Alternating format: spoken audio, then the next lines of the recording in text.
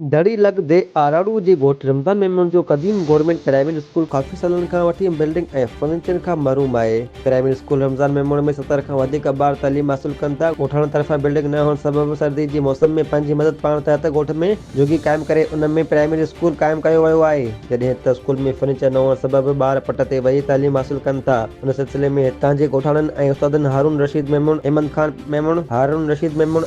मेमन, अब्दुल्ला मेमन, अली रज़ा मेमन, सिकंदर मेमन, अब्दुल सत्तार मेमन ऐं ॿियनि school building ऐं फर्नीचर न मिलण ख़िलाफ़ एहतिजाज कयो। उन मौक़े ते हिननि ॻाल्हाईंदे चयो त government primary school Ramzan Memon जी बिल्डिंग काफ़ी सालनि खां वठी न हुअण सबबि ॿारनि जी तालीम मुतासिर थी रही आहे। स्कूल जी पुरानी बिल्डिंग खे ढहंदे काफ़ी साल थी विया आहिनि, जंहिं सबबि ॻोठाणनि पंहिंजी मदद पाइण तहत ॻोठ में झुगी निमाह स्कूल क़ाइमु कयो आहे, जंहिं में उस्ताद ऐं ॿार रोज़ानो तदरीसी अमल हलाइनि था। हिननि सजावल ज़िले जी चूंडियल नुमाइंदनि ऐं तालीम खाते जे आला अमलदारनि खां मुतालबो कयो त प्राइमरी स्कूल रमज़ान मेमन जी बिल्डिंग ठाराए फर्नीचर जी खोट ख़तमु कई वञे।